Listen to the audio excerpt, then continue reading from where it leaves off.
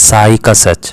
Shirdi Sai trust 60 वर्षों से एक मुस्लिम फकीर साई बाबा उर्फ चांद मियां को न केवल हिंदू ब्राह्मण साबित करने का कुत्सित प्रयास कर रहा है, बल्कि अवतार प्रमाण करने में लगा हुआ है। धर्म का मूल उद्देश्य ही सत्य की खोज है। उस आस्था का क्या मूल्य जो झूठ और कपट के सहारे खड़ी हुई हो। सत्य तो यह है कि मौला साई के 99% भक्तों को उनकी असलियत के बारे में कुछ मालूम ही नहीं है। मौला साई के जीवन के बारे में सबसे प्रामाणिक जानकारी उनके सेवक गोविंदराव दाभोलकर की पुस्तक साई सच्चरित में मिलती है। यह पुस्तक स्वयं मौला साई के द्वारा ही लिखी मानी जाती है, क्योंकि गोविंदराव ने जब बाबा से उनकी जीवनी लिखने की आज्ञा मांगी तो बाबा ने उन्हें आशीर्वाद देते हुए कहा, मैं तुम्हारे अंतःकरण में प्रकट होकर स्वयं ही अपनी जीवनी लिखूंगा। गोविंदराव ने मस्जिद में रहने वाली घटनाओं को संकलित कर सर्वप्रथम मराठी में पुस्तक लिखी। यही वह पुस्तक है जिसके बल पर चांद मियां को महिमा मंडित किया गया है। साई सच्चरित पुस्तक के उन तथ्यों को लिखा गया है जो साबित करते हैं कि साई बाबा कट्टर मुस्लिम था। लेकिन इस वीडियो का मूल उद्देश्य किसी भी धार्मिक भावना को आहत करना नहीं है। इस वीडियो का मुख्य उद्देश्य सत्य को प्रकट करना है। नोट करने की बात यह है कि मौला साई लगभग 65 वर्ष तक शिरडी में रहे, पर एक रात भी उन्होंने किसी भी हिंदू मंदिर में नहीं गुजारी। दूसरा पॉइंट यह है कि अल्लाह मालिक सदा उनके जुबान पर था। वो सदा अल्लाह मालिक पुकारते रहते और पूरी पुस्तक में जगह जगह इस बात का उल्लेख है। लेकिन नोट करने वाली बात यह है कि मौला साई के मुख से कभी जय श्री राम, हर हर महादेव, जय माता दी नहीं निकला था, जैसा कि लोग कहते हैं कि वह मुस्लिम और हिंदू धर्म के समन्वय का एक बहुत बड़े प्रतीक माने जाते हैं।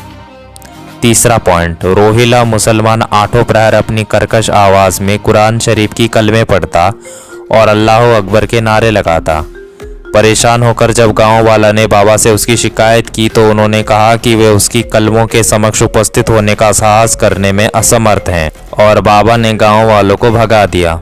यहाँ पर नोट करने वाली बात यह है कि शिरडी साई ट्रस्ट इन्हीं मौला साई को अखिल ब्रह्मांड का नायक बताता है, जो कुरान की कलमों से डर गए। चौथा पॉइंट, तरुण फकीर को उतरते देख माइल्सा पति ने उन्हें सर्वप्रथम आओ साई कहकर पुकारा। नोट करने वाली बात यह है कि मौला साई मुस्लिम फकीर थे और फकीरों को अरबी और उर्दू में साई नाम से पुकारा जाता है। साई शब्द मूल रूप से हिंदी ही नहीं है। पांचवा पॉइंट, मौला साई हमेशा कफनी पहनते थे। नोट करने वाली बात यह है कि कफनी एक प्रकार का पहनावा है जो मुस्लिम फकीर पहनते हैं। छठा पॉइंट, मौला साई सुन्नत खतना कराने के पक्ष में थे।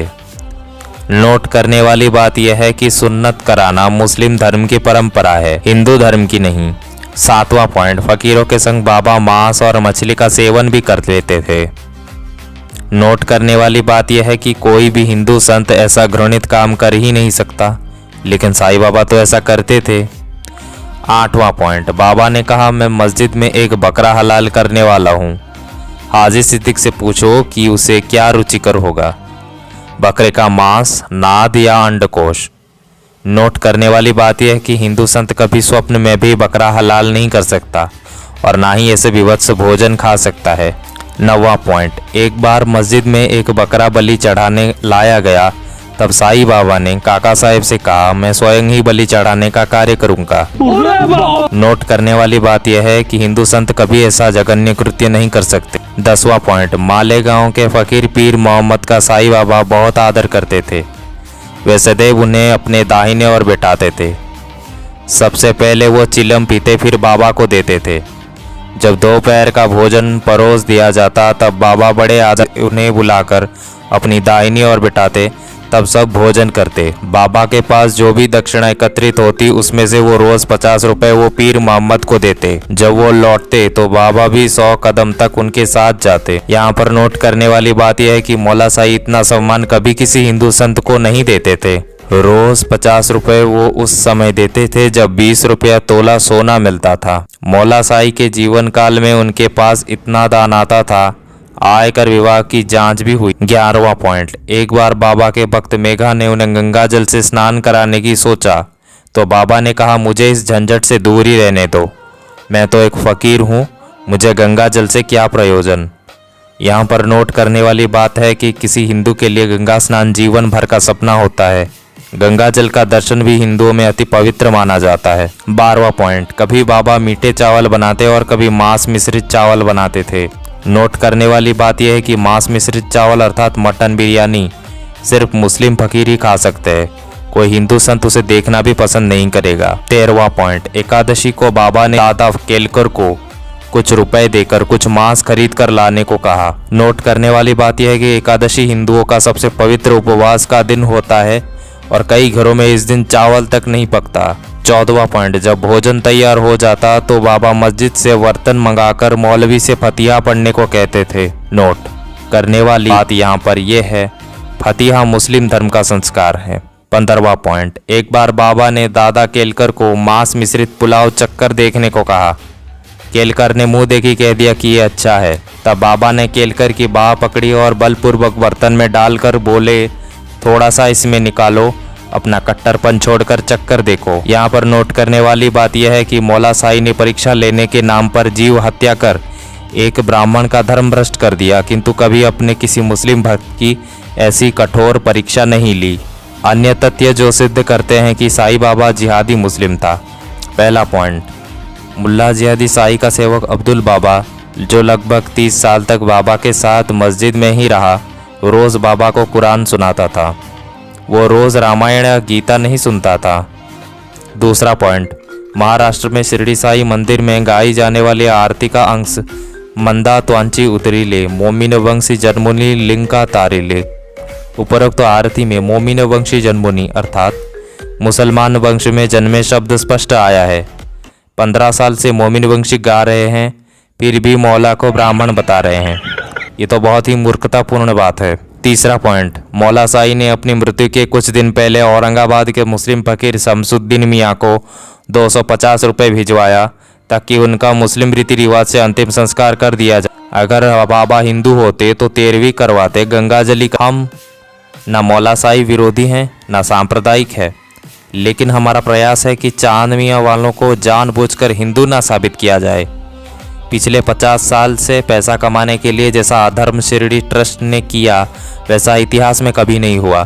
श्री राम के नाम से सीता माता को हटा दिया। जिस मौला साई के जन्मतिथि का कोई अता पता नहीं, उनकी कपटपूर्वक रामनवमी के दिन जयंती मनाई जा रही है। मौला साई हमेशा अल्लाह मालिक बोलता था, जबकि सबका मालिक एक नानक जी कहते थे। जो मौला साई जीवन भर मस्जिद में रहे उसे मंदिर में बैठा दिया गया। जो मौला साई व्रत उपवास के विरोधी थे उनके नाम से साई व्रत कथा छप रही है। जो मौला साई हमेशा अल्लाह मालिक बोलते थे उनके साथ ओम और राम को जोड़ दिया गया। जो मौला साई रोज़ कुरान पढ़ते थे उनके मंत्र बनाए जा रहे हैं, पुराणें लिखी जा रही है। जो मौला साई मांसाहारी थे उन्हें हिंदू अवतार बनाया जा रहा है। जिस मुल्ला साई ने गंगा जल छूने से इनकार कर दिया उनके नाम से यज्ञ किए जा रहे हैं, गंगा जल से अभिषेक किया जा रहा है। जो खुद निगूरा था उसे सदगुरु बनाया जा रहा है। जो मुल्ला साई खुद अनपढ़ था उनके नाम से गीता छापी जा रही है। कब्रगाही व्यक्ति के मंदिर बनाना सनातन हिंदू धर्म में पाप है। इस देश में हजारों संत हुए किंतु किसी का भी मंदिर नहीं है।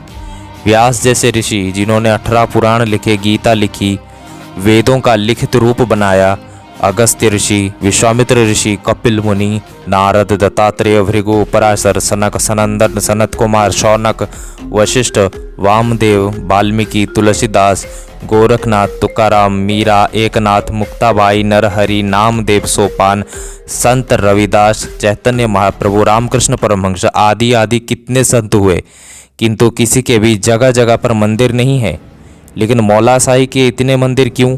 स्वयं विचार करें। अपना मत अपने कमेंट सेक्शन में देना ना भूलें। धन्यवाद।